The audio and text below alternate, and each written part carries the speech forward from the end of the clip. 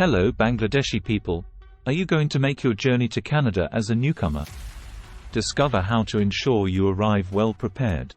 Upon your arrival in Canada, whether as a permanent resident or with a work or study permit, there are certain obligations that you are required to fulfill.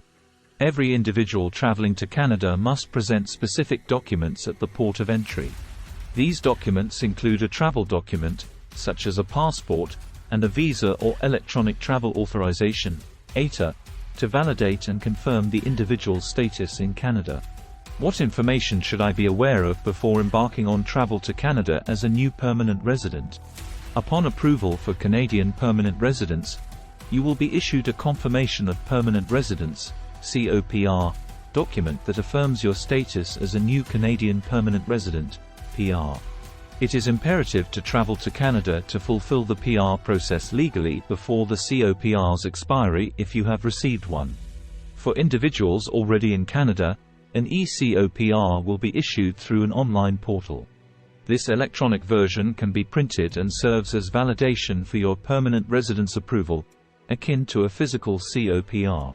Typically valid for 1 year, a Confirmation of Permanent Residence (COPR) is closely linked to your medical exam, visa sticker, and passport.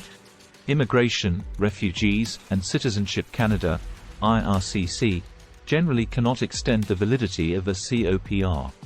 Consequently, individuals who allow their COPR to expire without traveling to Canada within the specified timeframe will need to initiate a new permanent residence (PR) application.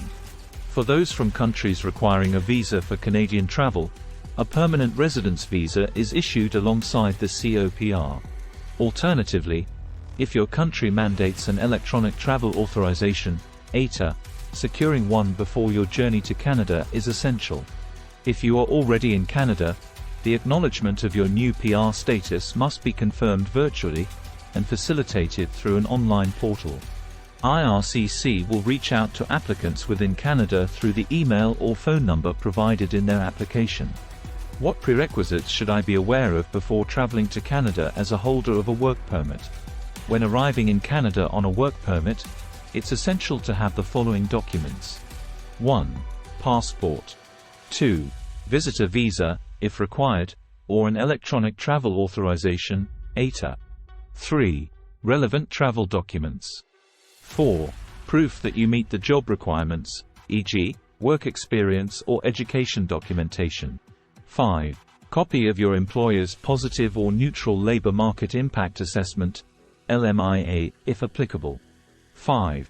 If working in Quebec, a Certificat d'Acceptation du Québec, CAQ, is needed instead of an LMIA. 6. For LMIA-exempt employment with a specific employer, provide the offer of employment number received by your employer after submitting information in the employer portal. Additionally, work permit holders might need to demonstrate that their work permit has been approved. A letter of introduction, LOI, also known as a port of entry letter, serves this purpose. While not a work permit itself, the LOI confirms approval. Newcomers must also convince the Border Services Officer of the following. 1. Meeting Canada's entry requirements. 2. Intending to leave Canada at the end of the approved stay. 3. Having valid immigration medical exam results, if applicable. 3. If the medical exam results expire before arrival, new examinations are necessary before travel. It's crucial to note that the Border Services Officer makes the final decision on issuing a work permit and allowing entry into Canada. What are the requirements before I can travel to Canada as a holder of a study permit? If you are planning to come to Canada on a study permit, you need to 1. Possess a valid travel document, such as a passport. 2. Carry the letter of introduction, LOI, sent by the visa office, which includes the permit reference number used by the government to issue the corresponding permit. 3. Keep a copy of a valid letter of acceptance from your school. 4. Carry letters of reference or any other documents requested by the visa office. 5.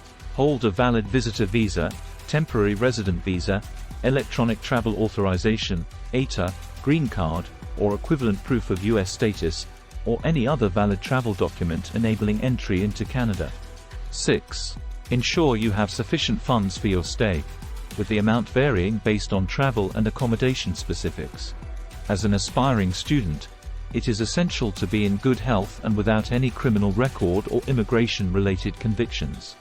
Additionally, you may need to furnish results from an immigration medical exam if it is applicable.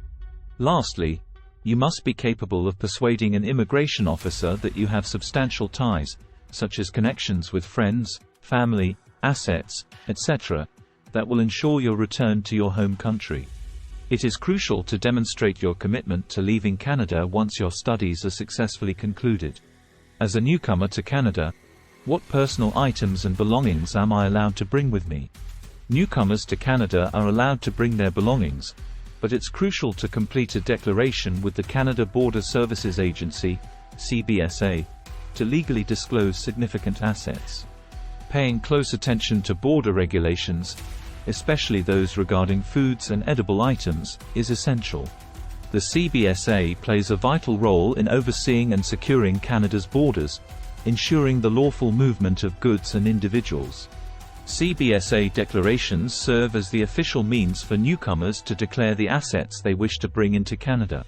These declarations offer a benefit by allowing newcomers to bring in larger assets without incurring taxes.